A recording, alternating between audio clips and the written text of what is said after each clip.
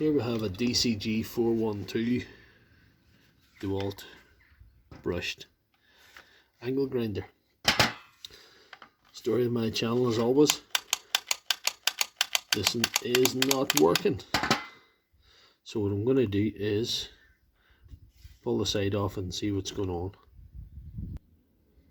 Right, I've removed all the screws now. I'm just going to pull the side off this lovely piece of equipment.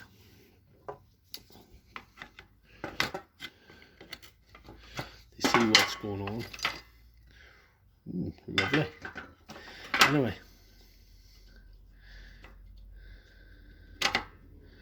yeah, there's not a lot of wear in the brushes, but there seems to be a lot of dirt around them. It seems to be very dirty. But anyway, I think we've got our main issue solved here. Don't know if you can see that, but there's a lot of melting going on there, and it's a spare wire. There's no such thing as spare wires, is there? That wire actually goes on there, so there's a wire off. So that's probably going to have to be soldered to see if there's anything else wrong with this. I'd be surprised if it wasn't, because there's a lot of heat there. It's got a lot of melting. This guy didn't look after this too well. It's a bit post-apocalyptic in here, to be honest. So first things first, I'll have to solder that on, or try and solder that on. Let's try this before we do any soldering or do anything. Yeah, that's what's wrong. A broken wire. I've established it's a broken wire is the issue with this, so I don't think I'm going to mess about with the motor at all, because the motor seemed to be going quite strongly there. I've cleaned these. They're quite reasonable now, but I've noticed in the process of cleaning them that there must have been definitely a lot of heat there, because there's a wire sized track burned in the casing. So what I'm going to do is I'm going to put this together after fixing the wire. So with the casings cleaned and the wire soldered on, don't look at my bad soldering. I'm certainly not soldering champion of the world, to be quite honest with you, but I do what I can in my limited abilities. You put this here all together, slide everything in place, put the head back on, and I want to talk about this. There was no guard with this grinder when I received it, so never use a grinder without a guard. It's far too dangerous. Anything with a rotating blade without a guard is too dangerous.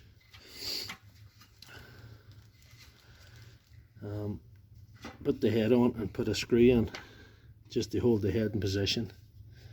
You may have to slacken that screw to get the side cover on later on. But I want to talk about this oil things. Oil things you have to put on here before we proceed. This here, this guy.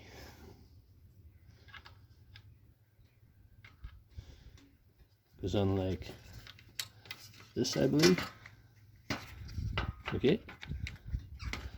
So, and there's this little thing here. This little thing with a spring on it, and holds the battery connector. Gives a bit of spring to the battery connector, so it just sort of keeps a bit of tension on it to make contact with your battery. So you have to put that in.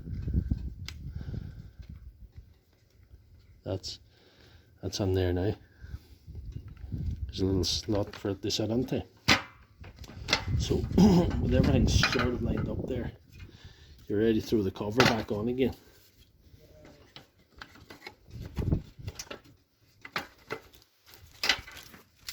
And around this side to see again. I always say this: line this up. There we are. All's in place now there. And I didn't have to slacken that screw. That top part just went right in. Sometimes you'll have to slacken it to position it there. And I just need to put on the screws now. I'll pause the video again. Right, and all the screws in, all screws tightened up. Switch sort of feels like it should. I'm not keen on using this without a guard on it, to be honest. I know I tested it earlier with when it was open, but it had the head off it for safety. Anyway.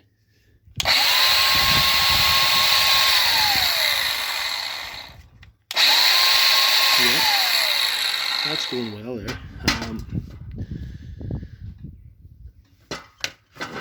You remember, sometimes these fixes can be simple, and sometimes it is just a broken wire, especially with vibrating and oscillating tools like a grinder or an oscillating tool. Wires can break off. In this case they were burnt off, but